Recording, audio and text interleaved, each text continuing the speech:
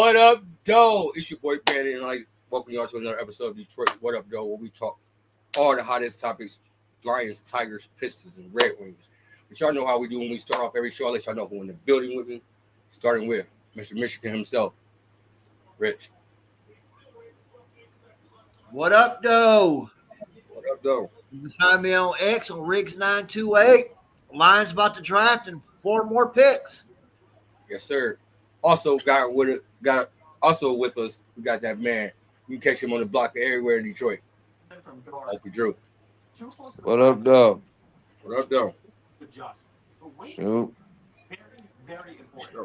Also, we got the basketball analyst itself. Well, he knows basketball, baseball, hockey, everything, but he's my basketball analyst. And anything I ever need to know, you know what I mean? I just call this man. He let me know what's good. Ed.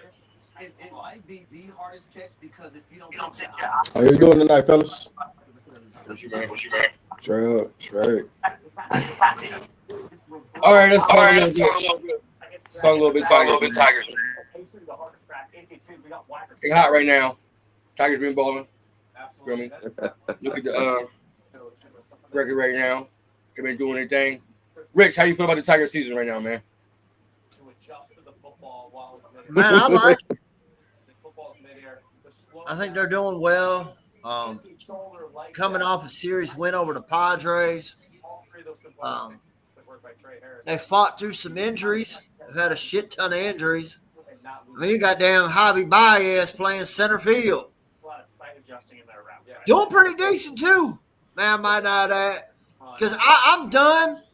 I stopped comparing him to what he's getting paid. You're just not going to get $25 million worth.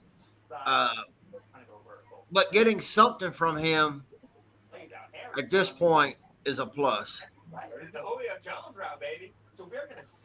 Uncle Drew, how you feel about the Tiger season right now, man?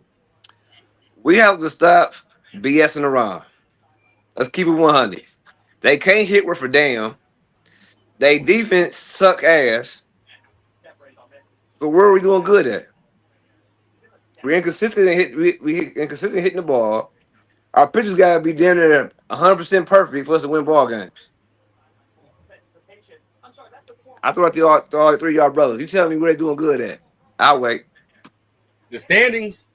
No. Forget the standings. As a team, where they good at? Rich. I mean, offensively, we're in the middle of the pack of everything. Now our pitching is what's carrying us, but our hitting is not the worst. We're in the middle of the pack, literally. Let me tell you why they bad. Let me turn it down so you can hear. Okay. The last 8 games, they might have a combined, maybe 10, 11 runs? That's bad. In the last how many games? But that's 8, 9 games. And then their offense is middle of the pack because they played the White Sox twice. We all know they true. That ain't true.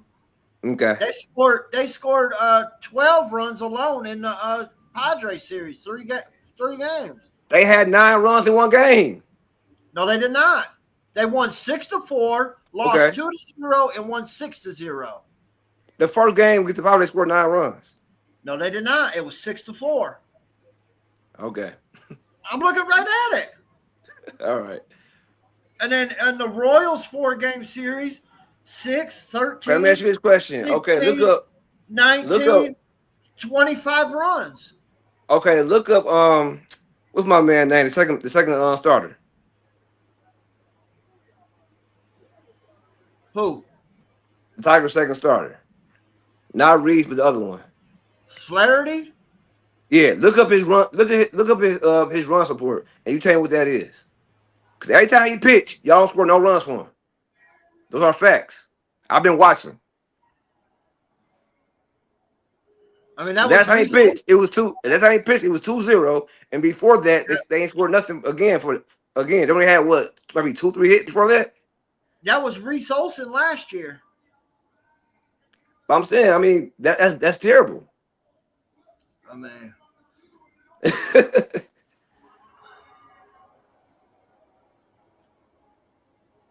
That's why I say that. Everybody look at the record. Because they ain't played nobody. That's not true either. Who they play? They just won a series against the best team in Okay. baseball. Okay, before apologize, who they play?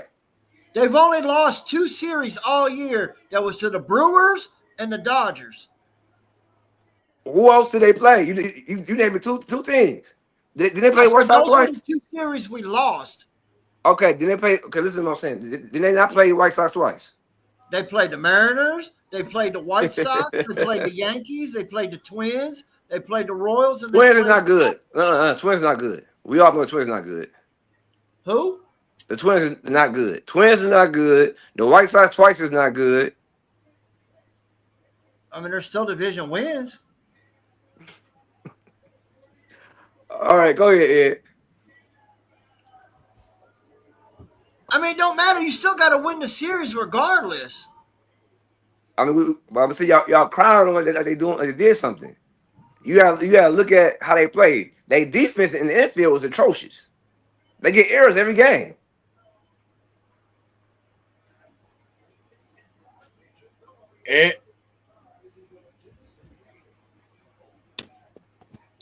I mean, what else can I add to that? I agree.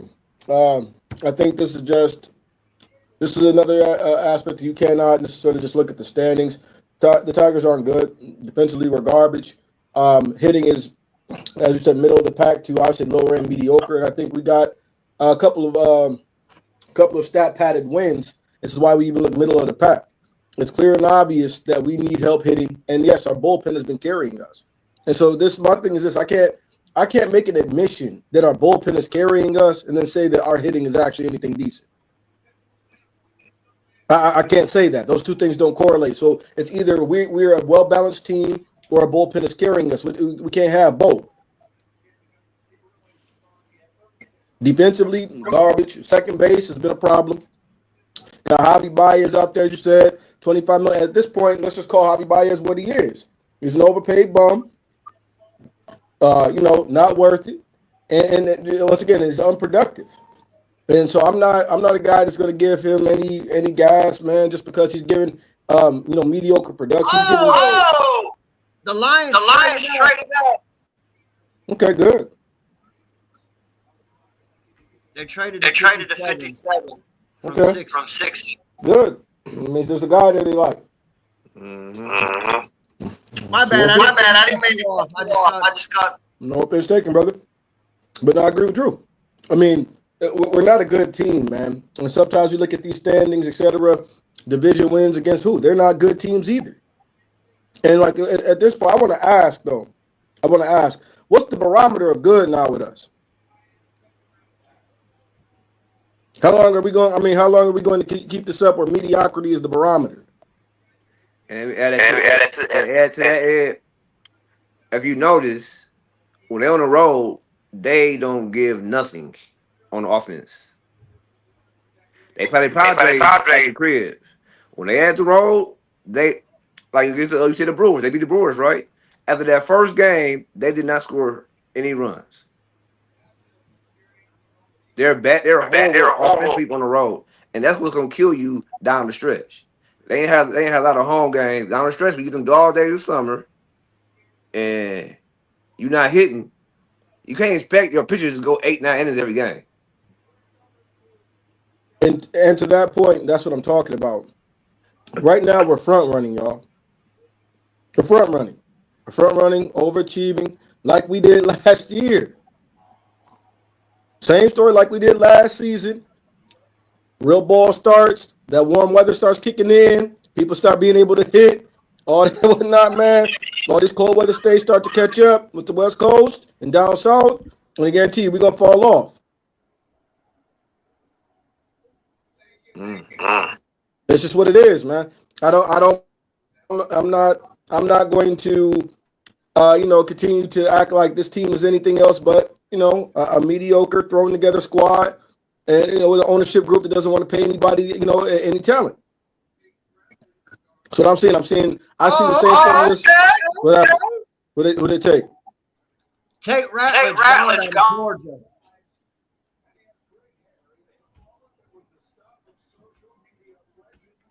Who was it? Tate Ratledge, guard out of Georgia. How you feel about that pick, Rich? I mean, shit, I like it.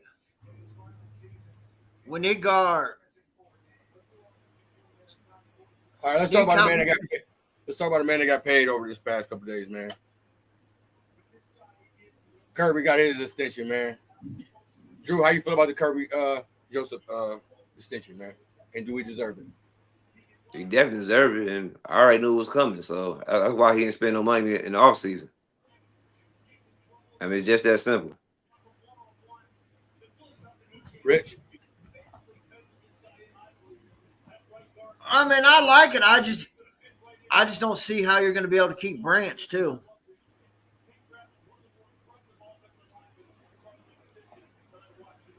Why you say that? I mean, you're really going to pay $40 million a year to two safeties? Yeah, you got two all pro safeties. Why not? You ain't. There ain't no way. Okay.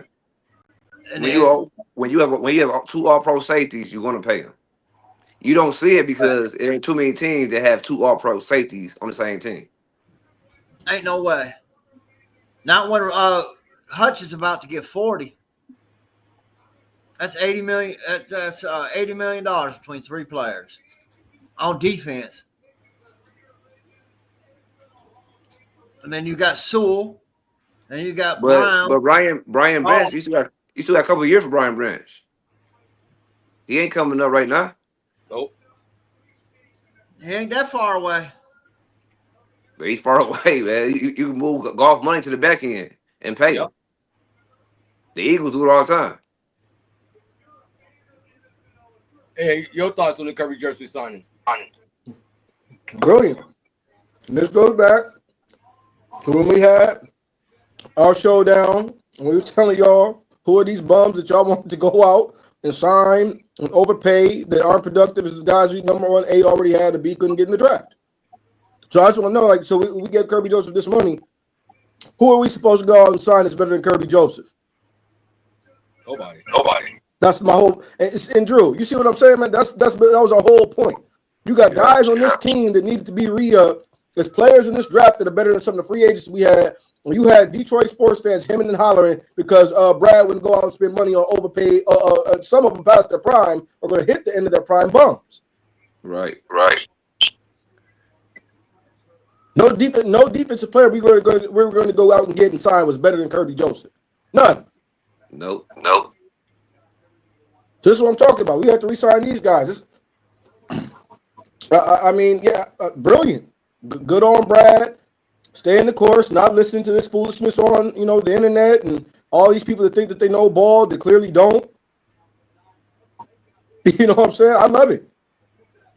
I'm with y'all now. And to your guys' point, they'll re-sign Branch. They'll re-sign Branch. You guys spoke on it. The Eagles do it all the time. Move that bread to the back end. Branch is 2 years away, anyways. If I'm not mistaken. He's 2 years. 2 years away is an eternity, man. Somebody get restructured, released, or somebody will fall off, and it will justify keeping Branch and letting that player walk. It's 2 years in the NFL, man. Brilliant signing by Brad. Good job being patient. I like what we've seen in the draft thus far, and I like what Detroit is doing. It's what it is, man. Yes, sir. I got a question for you. What happened, man, game 3? I'm going to start with you, Drew. What happened game 3, man? Where do I start at? First, the officialing was horrible. Second, Malik Beasley couldn't hit nothing. And third, of course, the crybaby flop. He waited to the fourth quarter to start doing the flopping stuff. So that was the problem we had, man. And of course, everybody gonna say K wasn't aggressive and all that. Nah. The man had 24, man. he did what he was supposed to do. Everybody involved. Beasley didn't show up, and then the bad officiating was combination was just messed up, man. Because the whole starting lineup was in foul trouble. That's ridiculous. All 5 starters in foul trouble. Ed, your thought. What happened game? Three, bro. Well, it's a combination of things. Number one, I'll say personally, number one, there's opportunities we did not capitalize on. There were opportunities to go ahead in that game, but then that does go back to the point that Drew just made that, you had vets that just didn't step up. Tobias was in foul trouble all game long. Our whole starting lineup, got into foul trouble, really barring Caden to the fourth quarter. And so you just had too many missed opportunities. Yeah, the officiating was terrible. The biggest thing I actually want to talk about, clear and obvious over and back call that should have been called a completely BS reason given, talk about his momentum. So essentially, if I'm headed towards the backcourt, my momentum is carrying me. If I catch the ball on the other side, dude, like that's ridiculous. It's also not a rule. Right. Put that out there. That's not an actual rule. Nope. And so that was made up on the fly. This is what we're watching. I want people to understand something. When y'all hear, and if you don't realize this, if you never heard at this point, well, you heard it on Detroit What Up Though first. You're watching sports entertainment. You're not watching basketball. Yep, WWE. WWE. That's what you're watching. And this is what happens when guys make up stuff out of nowhere, make up stuff out of the blue. There is a myriad of things that they already have pre-planned to cover their behind when people who are smart enough to understand what they're looking at realize they just watched some foolishness. And that was one of them. So if his momentum is taking him back, that's like saying my momentum is taking me out of bounds. I'm really in bounds even though I'm out of bounds. That's not how that works. It's clear cut over and back, man. Clear cut over and back. Period. So say what they want to say. There's that. As you said, and this is what I want people to understand. Don't just look at the free throw attempts and think that there's a clear discrepancy in how the game was officiated. It's about making calls at the right time. And you're seeing every time the Knicks get pressed, or every time a run is about to be made, something happens, some kind of call comes out of the blue. It is what it is. But this is what we should expect. Because we're not going to sit here and make excuses, though. We have to come to expect this. So, once again, so you watch his feet. Go ahead and play that, Bandit. Oh, I just had the picture. Okay, he's going to go ahead. Here's the gather, right? He doesn't gather the ball until he's over the half court. This is back court, man. It's back court. 365 7 days a week and 366 on leap years. This is back court. The ball's ain't over the line. And it's clear and cut. It's clear and cut. Clear and cut. The ball, the back end of the ball hasn't even cleared over the half court line. Clear and cut. And so for those that doubt that officiating is corrupt or these guys don't have assignments, let me say this. If a stud sitting on his couch, regular guys like ourselves, can see these calls from a TV, how can you not see them right there on the floor? Mm-hmm. Do y'all remember? Let me go back. I'm going back to the Philadelphia 76ers game. Rich, Drew, because you guys have good memories on these things. Do you remember the ridiculous call they called on Beasley when Lowry clearly drug him down on the out-of-bounds play? Oh, yeah. Yep. Clearly drug him down. You remember that, Rich? Yep. Clearly drug him down. I saw that instantly. Me and my wife were watching the game instantly. I'm like, Lowry clearly grabbed him and threw him down. Yeah. Then you have to have a conference of referees to go over and look at the call. And see, it's clear as day. Y'all get paid six figures to officiate, man. We talk about the money that the players get paid. Y'all get paid very, very, very handsomely to officiate about a kid's game. And you can't make that call right there on the floor. And I'm supposed to believe it's not corruption going on. Man, come on now, dog. Come on. Now, I'm not buying that. But, guys, this is what we should expect. I'm pretty sure leadership there, JB, everyone has briefed them on what to expect in the playoffs. They should expect it to be officiated no differently than the whistle that we've got during the regular season. And so that being said, refs out of there, they do have something to do with some of these things. However, we did miss opportunities. And I got to say this, that Bees has to step up. He's got to be effective. And to be honest with you, man, to me, this is where you determine how much you pay and if you pay Beasley this offseason. And someone goes, but he the finalist, the 6th man of the year and all that. Let me tell you something, man. When did Beasley ever do what he's doing this year before he got to Detroit? Never. And so he played with Jokic, right? True or false? True. He played with Giannis. True or false? True. He played with LeBron. True or false? Like 2 Chainz. Like 2 Chainz back in the day. True. Right? And he's never looked like this until he got to what? Cade Cunningham and JB. What does that tell me? He's system guy. Yep. You got the word. System guy. You want to know what else I think about that? You can get another system guy. Give me another good shooter. Put him in those positions. Cade create for him the gravity that Cade demands.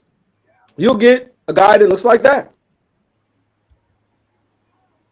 And one of the biggest that I think we're having right now, and I've been saying this for a while.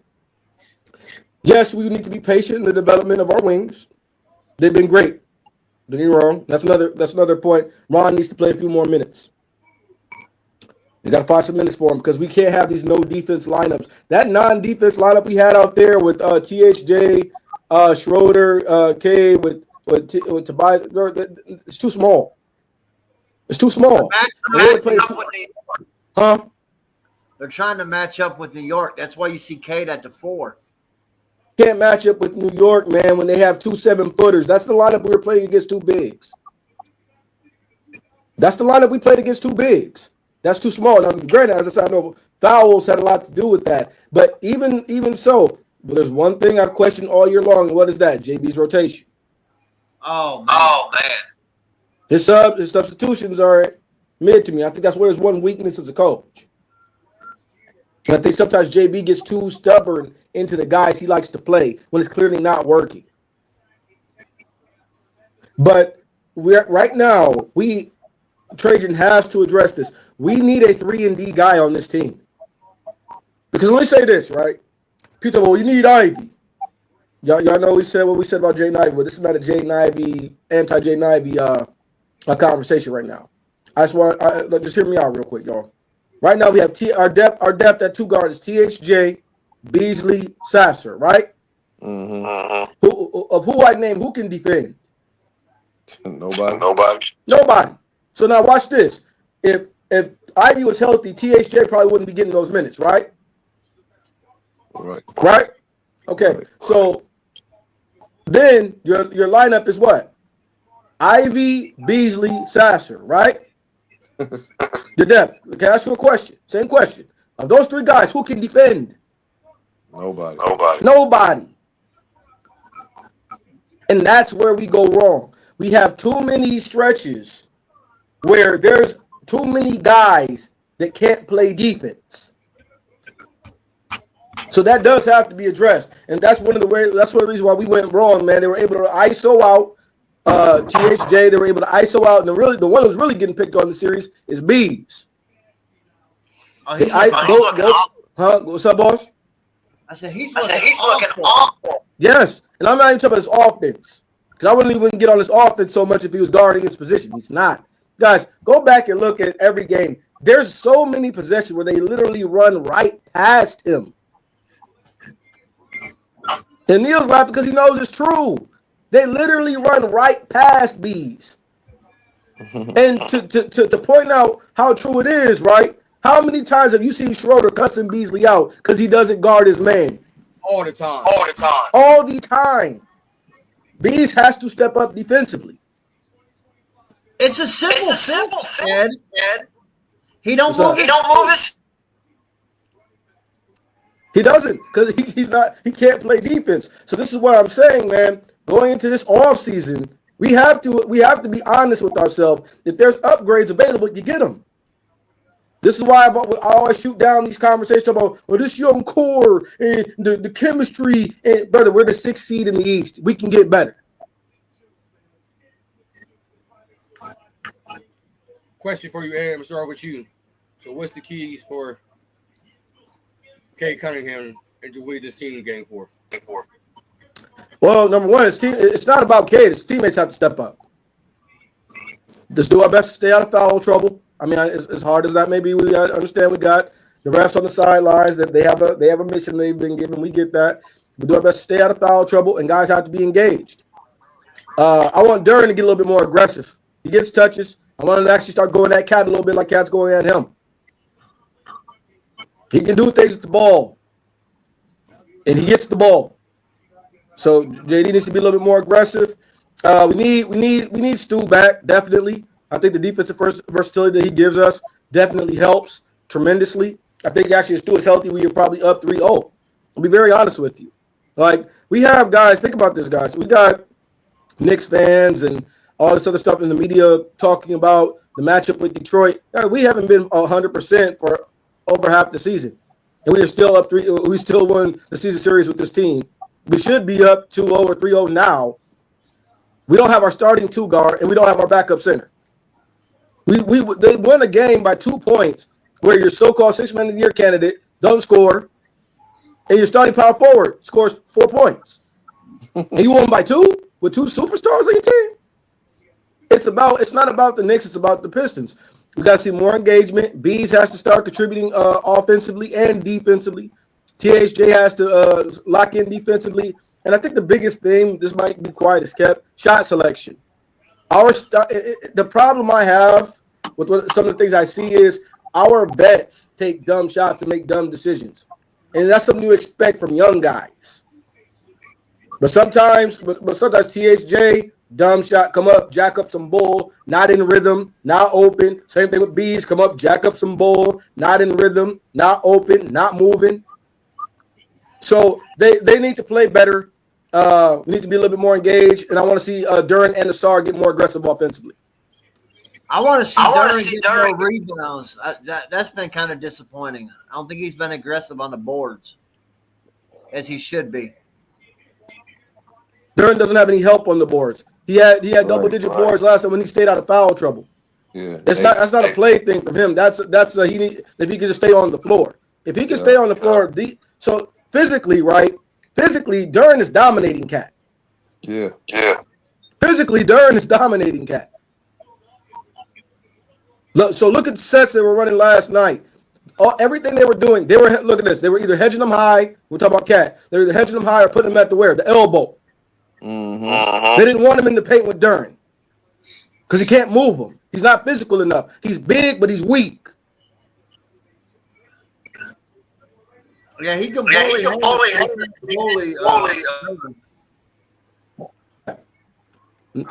Both him and Robinson have trouble with Duren in the middle. It's just about the fouls. We're not getting a good whistle there. That is what it is. But let's focus on the variables we can control. Duren that has to get more aggressive offensively. I think he's got to go at him. Yeah, that's why he's playing with too big so they can sandwich Duren. That's why he did that. Uncle Drew, so what's your keys for us to win game 4? Like Ed said, number one thing is stay out of foul trouble, for one. And 2, a better shot selection is important for Beasley and Hardaway. And 3, we can't let the others kill us like they did last game. That's a big problem too. So how do we stop Jalen Brunson? But you can't let OG get 20 plus and Bridges. Go ahead, Ed. Come back my way. You stopped Jalen Brunson the same way you stopped him in game 2. So once again, this is where you can't look at stats. You got to look at the game. Then you have to look at the advanced aspect of the stats. Jalen Brunson had 36, right? 37 game 2, right? Right?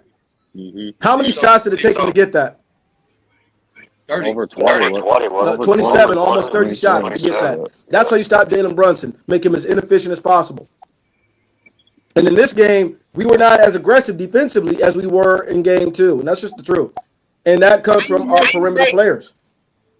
And make Jalen from 3. He's struggling. He's only shooting 29% from the 3-point line. Yeah, I agree. I mean, that's where it is right there. Our guards have to play better. Period.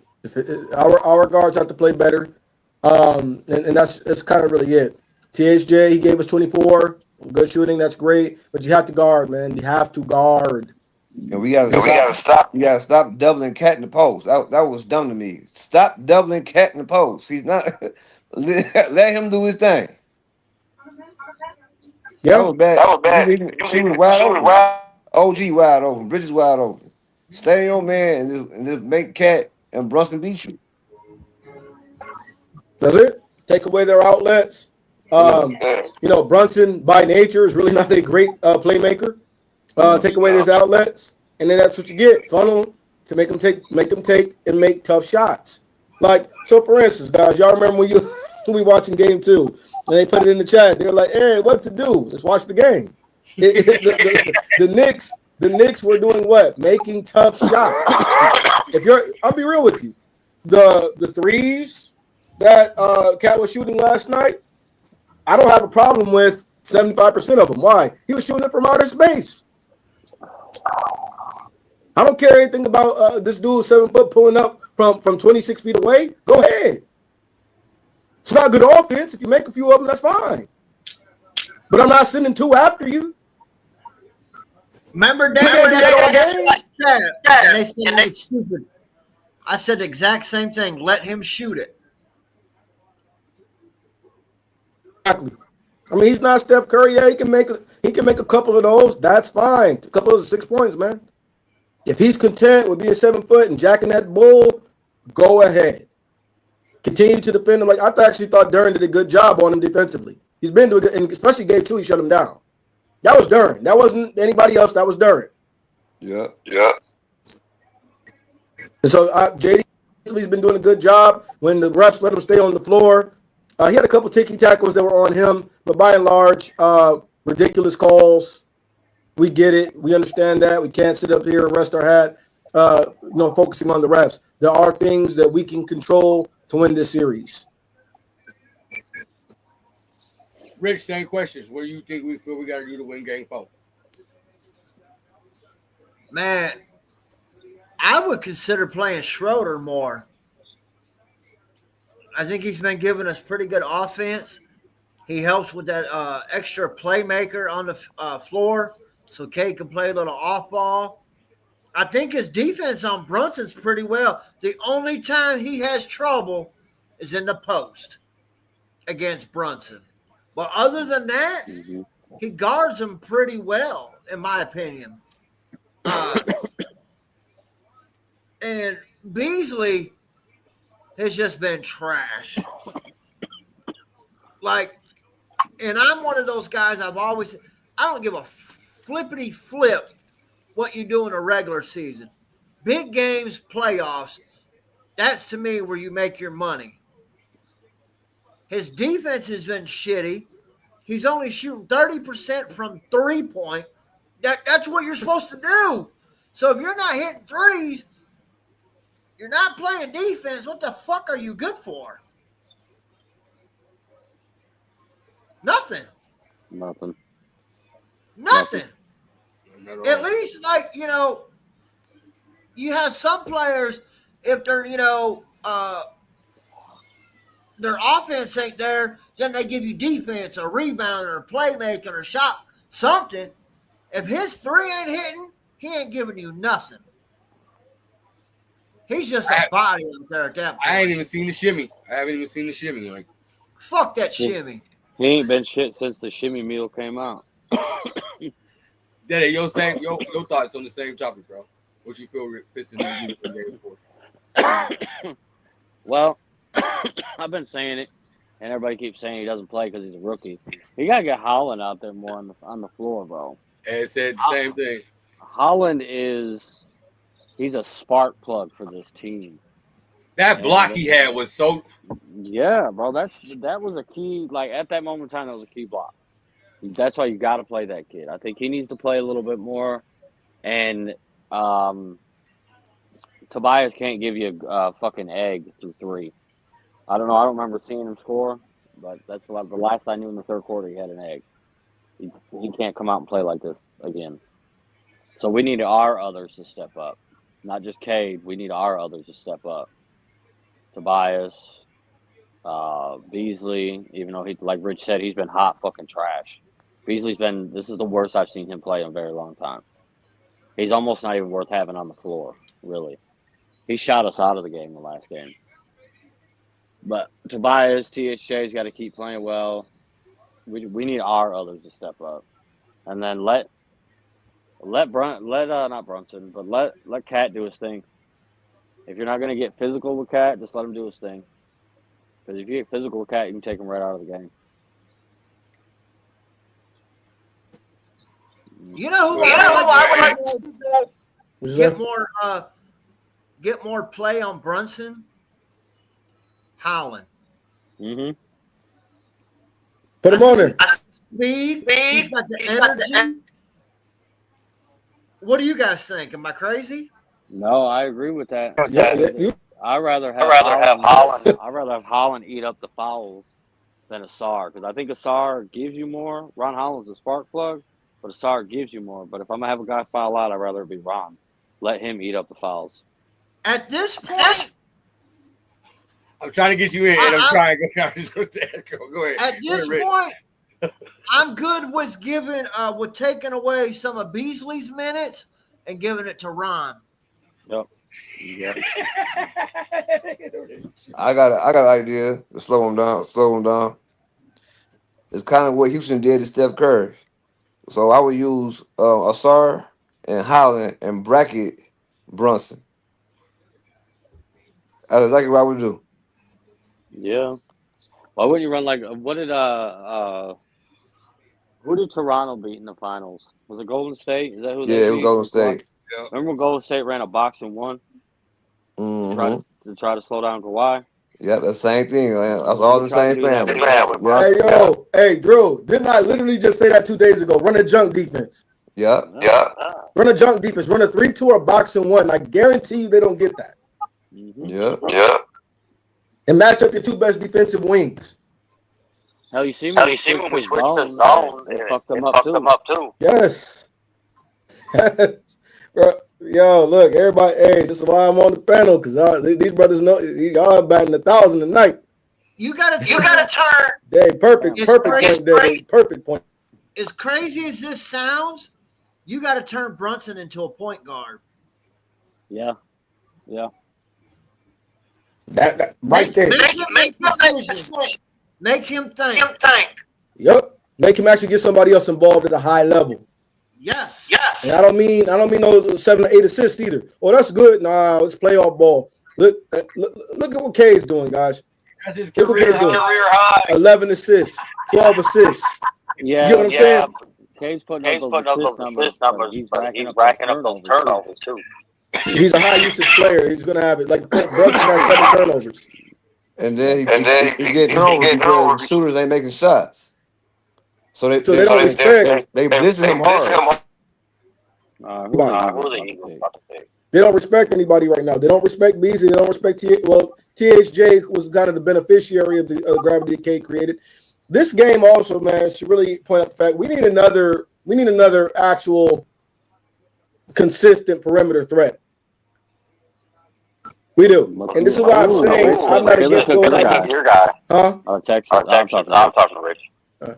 I'm like, this is why we have to go out and get a guy. Even if it's a guy, look, man, people are talking about, well, you can't get, brother, think about this. We've said this 1,000 times, right? We can't keep all these young players regardless. If these guys start to develop.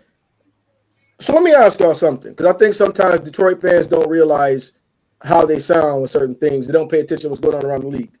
Let me give you a good example. The draft must be polarizing.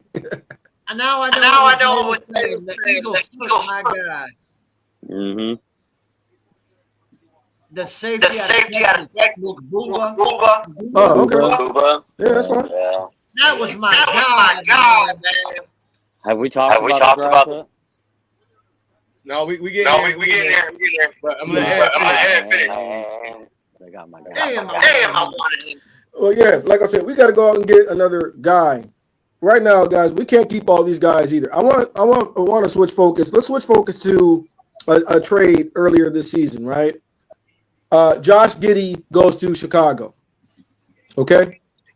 Now we see the kind of situation that OKC is in. They're not hurting for picks. You know, we understand that, but well, we kind of are.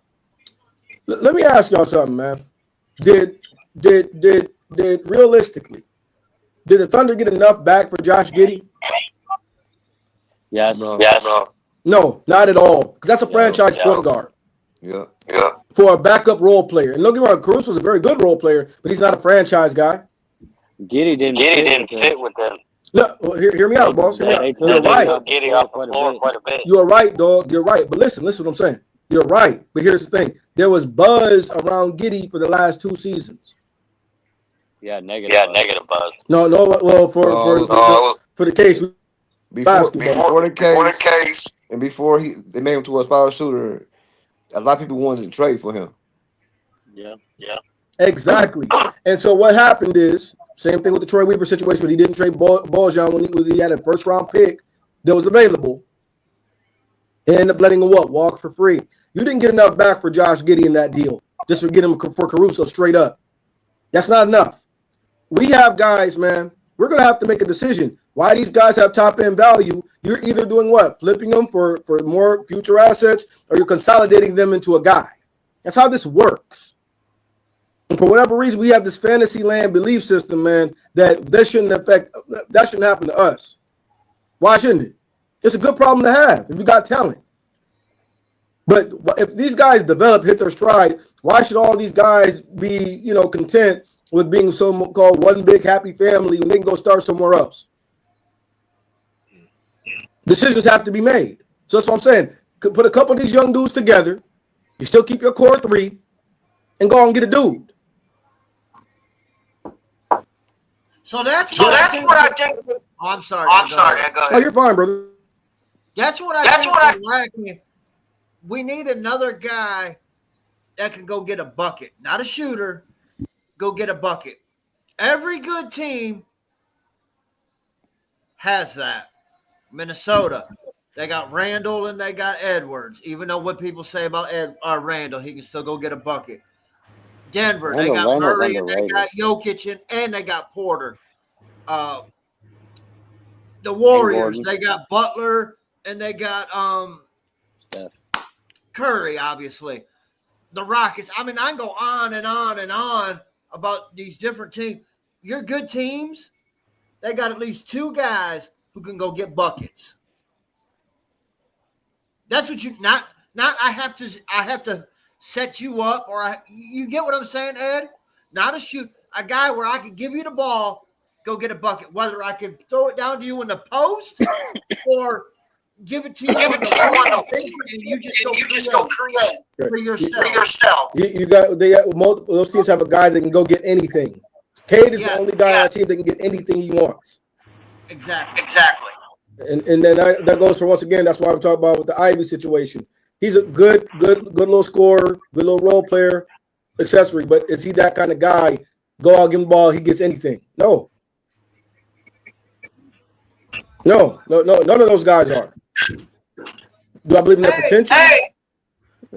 I was thinking about something. Remember we were talking about Jabari Smith? What about Kuminga? They're not playing him in Golden State. It's possible. He's a piece. I mean, I prefer just go out and get a set guy. Go out and get an actual stud. Who you got mine? All right, so here's the list of guys. So number 1, obviously Devin Booker will be the top of that wish list. But we have to be mindful that there are other teams that can offer them a competitive deal. The Rockets own all their picks, so it depends, man, with the Rockets. Because if the Rockets beat Golden State, which I think they will, and they do well, the Rockets. And here's the issue, because I know some people say, well, if the Rockets can do this, we can do this. The Rockets have more talent than we have. Like, come on, that's not even. Let's cut that out. Well, if they could develop, we can develop, bro, man, bro. Is Jaden Ivey better than Jalen Green? No. Fuck no. No, he's not. I'm sorry, he's not. So do we have a guy? Do we have a 3-and-D guy like they have? Who do we have? Who do we have in the mold of Atari Eason? Ron can get there, but he's not there yet. Got Jabari Smith. You're so deep. Jabari Smith is coming off the bench. You got an all defensive player backing up Şengün. Şengün's an all-star. You got an NBA champion as your starting point guard. We can't, bro. Come on, man. You got guys. Cam Whitmore would be getting major minutes on most other teams in the league. He don't even get clock. No, I would take Cam Whitmore. I would. I'm just saying. But he didn't. That Houston has. We're talking about the depth that Houston has. We don't have that kind of depth. Not like that. So we have to actually go out and get a guy, I believe, to go with Cade this offseason. We have to. We have to because I'm for real, man. It's not what we have. We need one more guy to really be able to just go and get what he wants. As I said, D-Book, if KD is not over the top expensive, I consider that. Another guy, I'd take Kawhi. I don't care if Kawhi plays 60 games, I'm fine with it. Hey, playoff is different. If Kawhi plays 60 games, I'm fine with it because I guarantee you will win 80% of those or 90% when he's on that floor with Cade.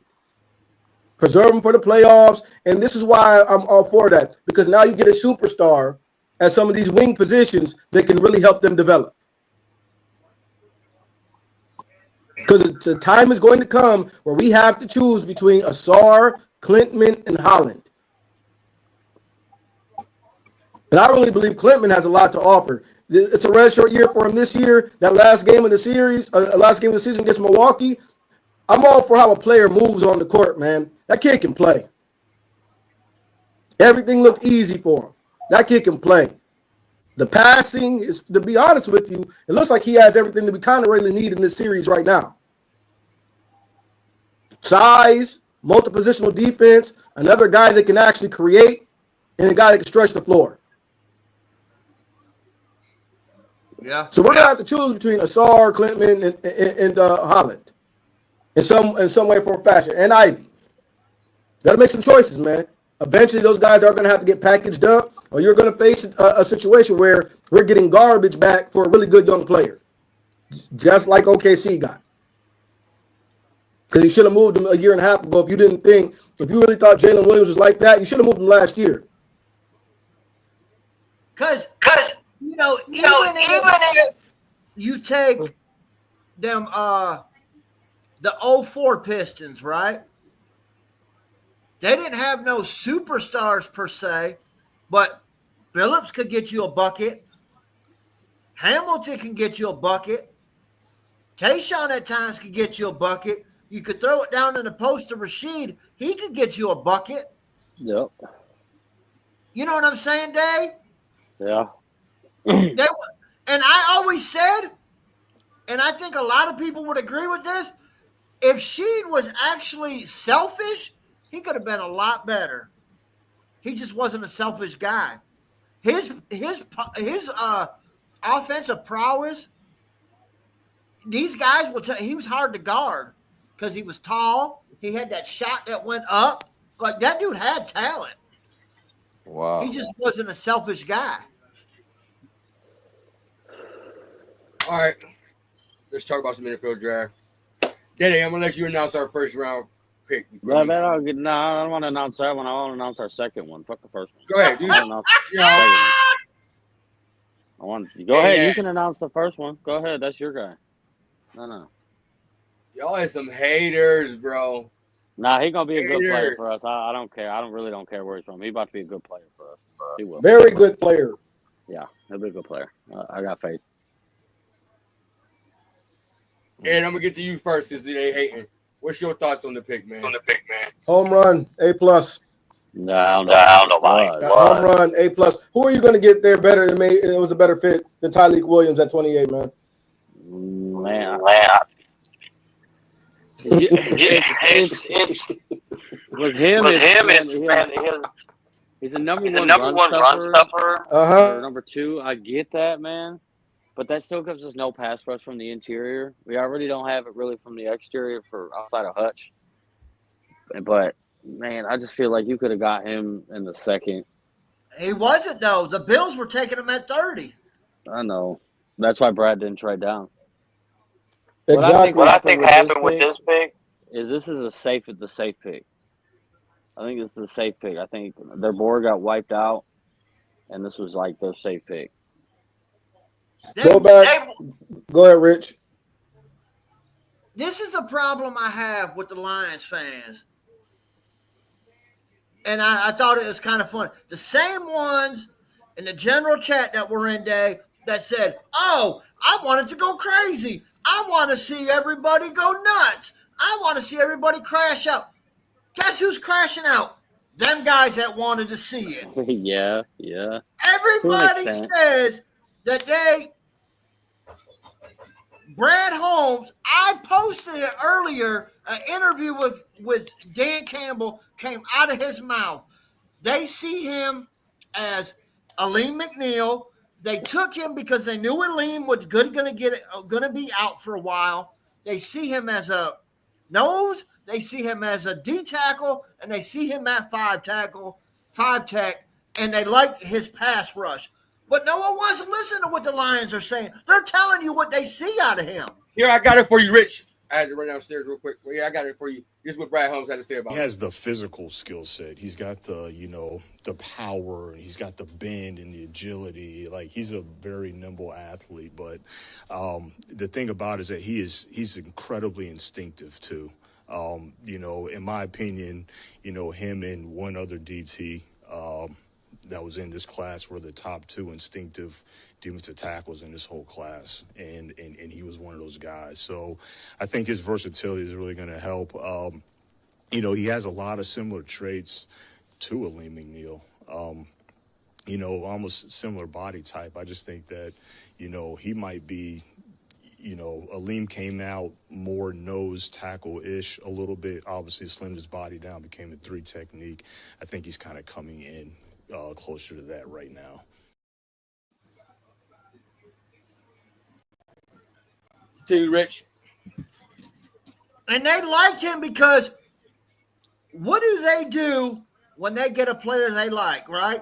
They clap, they cheer, they yell, they scream. What were they doing when they got him yesterday?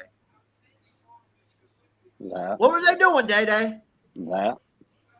Yelling and screaming and clapping like they always do, but I expect that out of your draft pick. I know, DaeDae, you're one of the ones that me and you go head to head on this shit. I'm not mad at the pick. I think it's a little underwhelming. He has drafted so well that we're to a point you can't pay everybody. You know how many teams wish they were in that position? Yeah.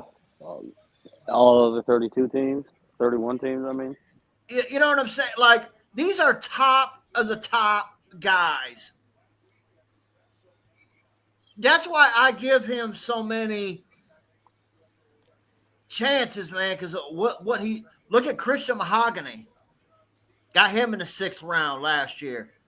Got Malcolm Rodriguez in, the 6th or 7th round. Amon-Ra St. Brown in the 6th round. Got Amon-Ra in the 4th round. Like, even though Rodriguez is a valuable player.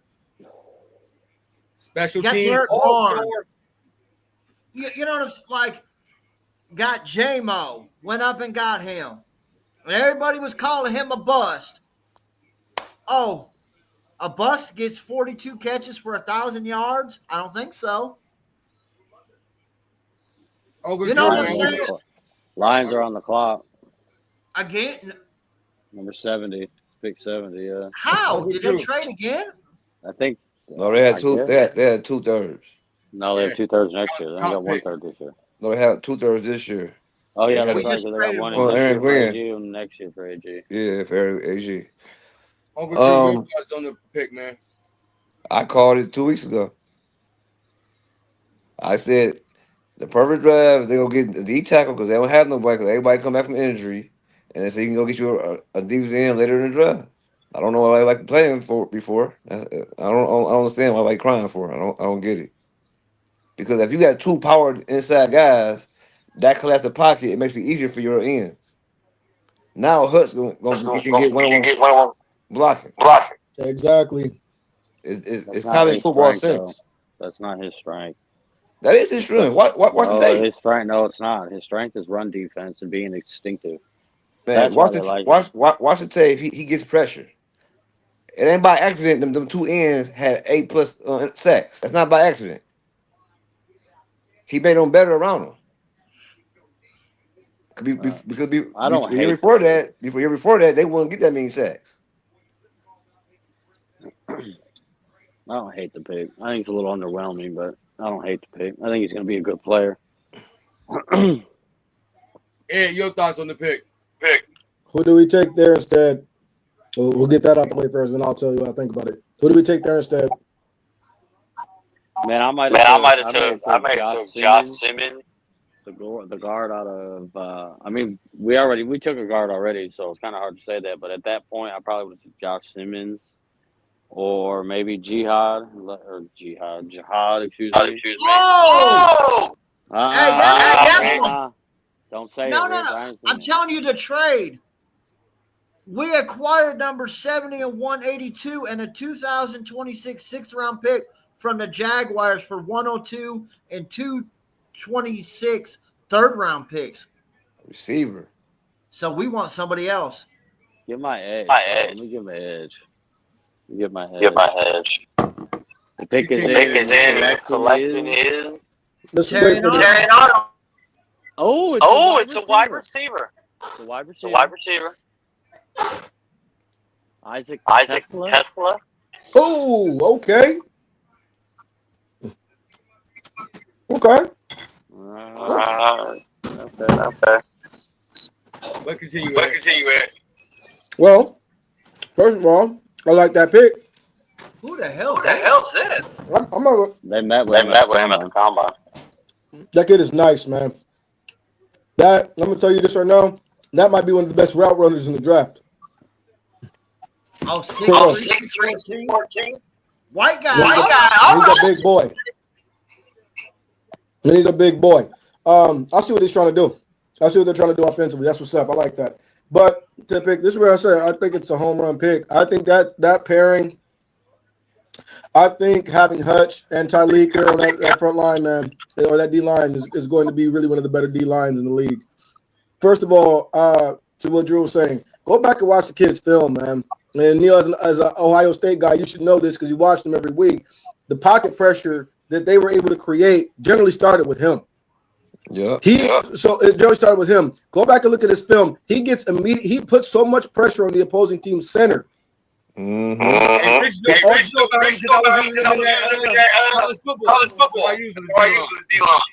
The pressure, the consistent pressure he puts on the opposing team's center, guys, is special. And I see what they want to do defensively. Yeah, that's the guy I'm taking at 28. I don't think there was a better pick for what they needed. We needed to address D line before anything. This is a big for what they needed. He's nice, man. You guys are gonna like him for real. Big, athletic, excellent feet. Yes, guys, trust me. This is that boy's a dog. Put him on there, Bandit. Check him out. Can we talk about the second round pick yet? Because he's literally a dog. Hold on. Of course, Georgia guy. This coming from the guy who was drunk last night campaigning for Will Johnson. But look. All right, DaeDae. Go ahead, leave that one out because I agree with you. I was telling everybody else that was an excellent pick. Well, we got Tate Ratledge. Tate Ratledge, University of Georgia. Tell us about him. He's very versatile. He does have injury history, but he plays through it. Right home special. Super athletic for a guard. Put him next to Sewell. That's gonna be nice. I like it a lot. Uncle Drew, your thoughts on the pick? Oh, sure. I'm with it. I know he a dog. Rich, what you got to say about that dog we just got? Hey, any white boy with a mullet got to be a dog. Right. Right. He's from Tennessee and he's got a mullet. Oh, Tennessee, 10 to the key, baby. You know? Oh my God. Go ahead, Ed. What's your thoughts on the pick, man?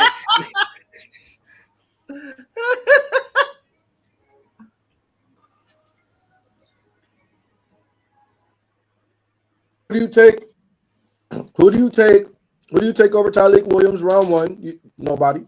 And who do you take? Who do you take? Who do you take over Taylor Ratledge right there at that spot? That was perfect. I think Brad is batting 1,000, man. Brad's killing it. Brad's killing it this weekend.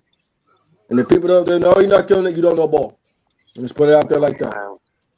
Oh, number 4. I know who that is. Okay. I know who that is. Okay. Yeah. Put his film up there, Bandit. I already had the show ready before we get the pick. So, Bruh. bruh. Damn, he 6'4", 214. Good Lord. That's that big wide receiver we talking about we needed. 6'4", 215. Yeah. 4.3 speed. I'll take it. All right, before we go, I got a special segment tonight. You feel me? This segment is sponsored by Neil Green's Hairline. You feel me? Damn, so it's not sponsored. Ah!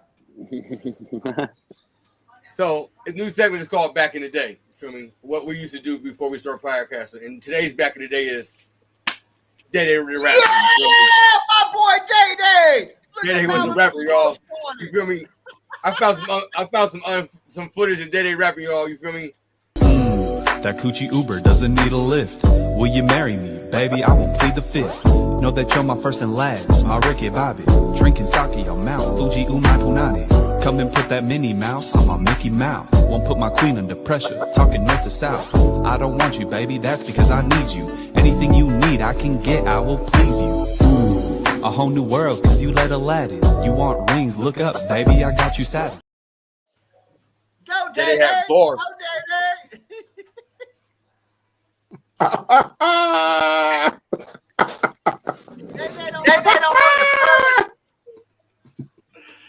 I was on mute the whole time.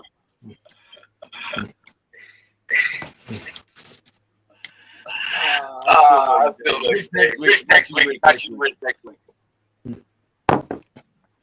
But it's that time for us to go. Appreciate the 359 people that's watching, man. Please do us a favor, man. Hit that subscribe button on YouTube and follow us on X. Rich, let them know where they can find you at, man. You can find me at Riggs928, or you can find me as DaeDae's bodyguard. I have no idea what that means. I don't think I do. DaeDae, let them know. Because he's a rapper? Do I need to spell it out for you? You can find me right here, man. Hey, Tupac. Hey, let them know they can find you at, bro. Not yet. Right here.